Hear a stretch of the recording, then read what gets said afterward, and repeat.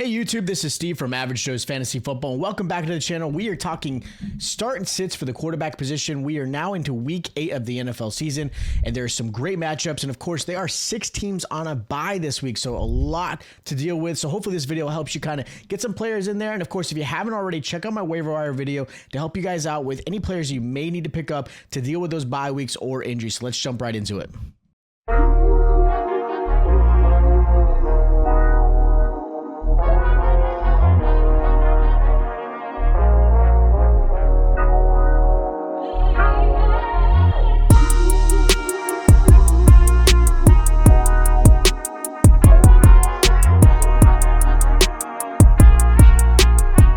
All right, so week 8 of the NFL season is here. There are 6 teams on a bye, so you've got a lot to consider. Now, of those teams on a bye, you've got the Raiders, the Cardinals, the Lions, the Jaguars, the Rams, and the Seahawks. So a lot of good quarterbacks are not going to be able to play this week. And of course, there's still injuries you got to deal with. Now, there are players like Lamar Jackson coming back, so that is great news. And these are your obvious starts at the quarterback position. Now, I don't have the largest list like I usually have because there's a lot less quarterbacks playing this week and a lot less, really, I would say, confidence in some of these quarterbacks, but these guys you should be putting in your lineup. Now, the first quarterback I'm going to mention as a good start this week is going to be Bo Nix versus the Dallas Cowboys.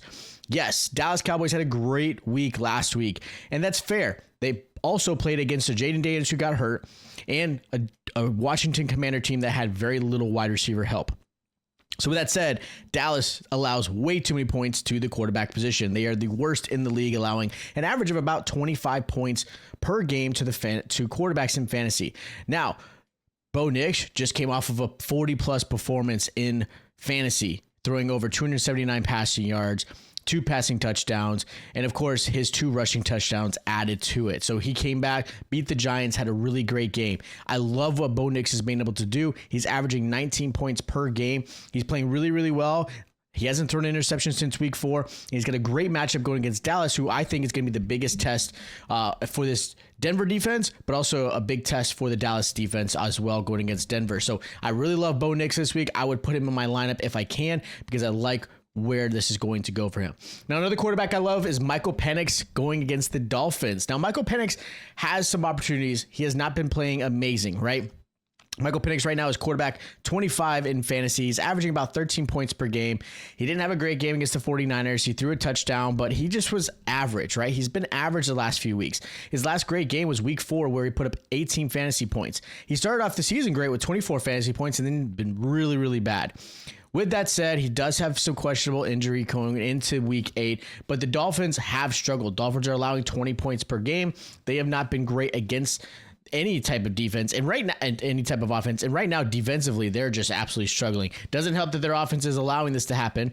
Now, they did shut down Dylan Gabriel, but I'm not excited about that. The Cleveland offense is not scary. I do like the weapons, obviously, for Atlanta. And again, this is a really good matchup for him to have some success. So if you're streaming a quarterback, Michael Penix is one you may want to do. Now, Jordan Love is another quarterback I like this week going against the Steelers.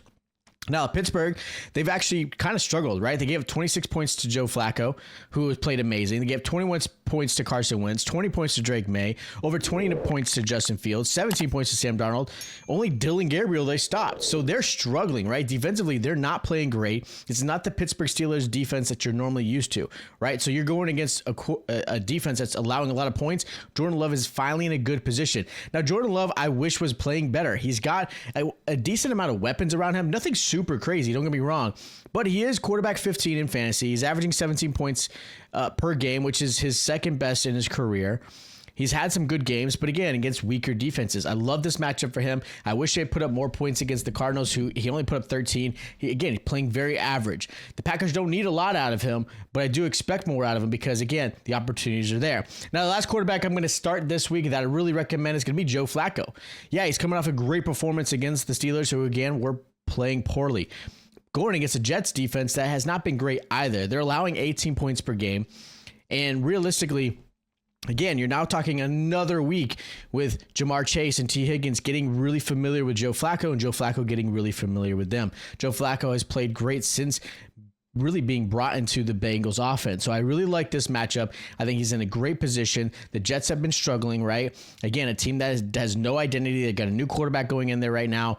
They did allow, 28 points to Dallas, 15 points to Tua, 17 points to Baker. So there's some opportunity where I think Flacco can succeed.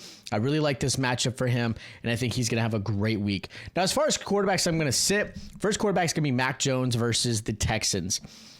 Look, Mac Jones has played pretty poorly, and now going against the Texans defense, that is the best against the quarterback position. They're only allowing 9 points per game. They played really well. Now, for me, I would like to see a little bit more out of the Houston Texans defense, but they have played phenomenal. Like, they shut down Sam Darnold to 9 points. They shut down Trevor Lawrence to 8 points. Matthew Stafford to 13 points. Only Baker Mayfield had some success with 19 points in week 2. The Texans are a really good defense. They're one of the best right now in the league. And realistically, Mac Jones has kind of struggled as of recently.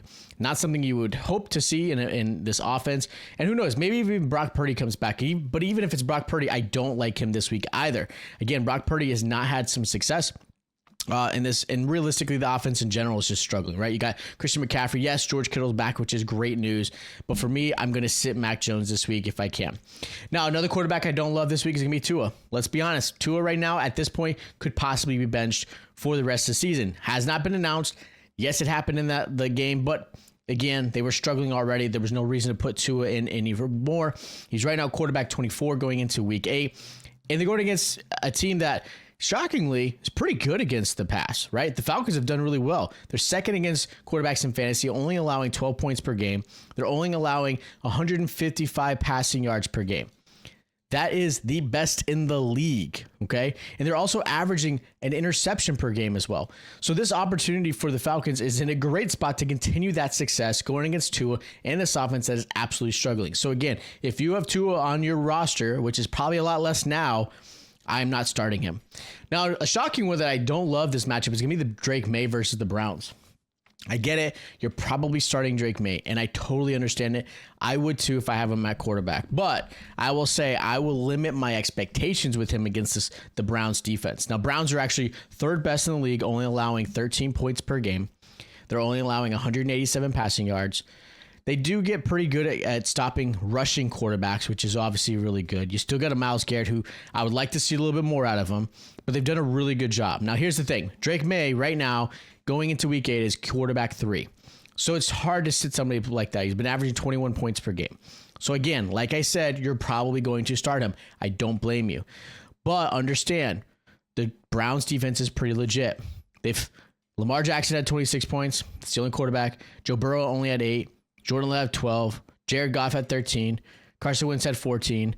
So, if you look at it, they're really, really good. So, for me, again, if I have other options, if I have a really solid quarterback too, I'm going to put him in. But for me, just temper the expectations that Drake may struggle and may not put up the points that you're expecting, like a 20 point performance, right? I could see them being maybe held down to 14 to 15 points. So understand, you may have to kind of make that up in some of the other positions you've got on your roster. Now, the last quarterback I'm going to mention, and this might be due to being injured or anything like that, he may not even play, is Jaden Daniels. At the time of the recording, he's probably not going to play. It's not been announced. But even if it's Marcus Mariota, I'm not playing him either. Going against the Chiefs, who are really, really good against the pass. They're only allowing 14 points a game. Again, solid play.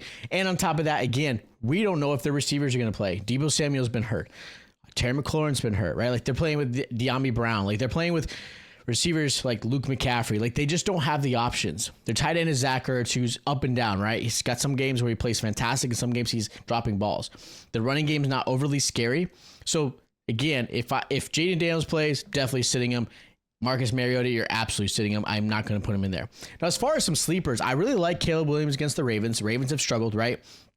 Caleb Williams has been fantastic. Right now, Caleb Williams is quarterback 14. He's had some really good games. He's had some bad games, don't get me wrong, right? He's coming off a 4-point performance against the Saints, who he really should have done phenomenal, but he's had better games. So again, I really like him there. I think Caleb Williams is a nice little sleeper this week. And the other quarterback I'm going to put is Spencer Rattler. Got to give some credit to this guy. He's done a really good job with what he's got. Now, again, in that same matchup against the Bears, he only put up 10 fantasy points. He threw 2 touchdowns, which is great, but then he threw 3 interceptions, which is something out of his ordinary, right? He only threw an interception prior to that. So for me, Again, Spencer Rattler, I like the matchup. I think he's in a good position to have some success. So if you're, again, looking to stream somebody, maybe you have Jaden Daniels, you need another quarterback, you may want to put Spencer Rattler. Bucs defense has kind of struggled a little bit. They just allowed Jared Goff to have a great game on Monday night. So for me, he's a nice little sleeper there. So those are my start, sits, and sleepers for week 8 of the NFL. Again, if you have questions, hit me up in the comments down below. I'd love to help you out with any line of questions, trade questions, whatever might be happening in your league. We are week 8. We're getting closer and closer before the NFL season ends. It's flying by. And of course, if you guys are new, make sure you guys subscribe. Make sure you guys hit that like button. It's greatly appreciated. Make sure you check out all my other start and sit videos, and I'll check you guys out next time.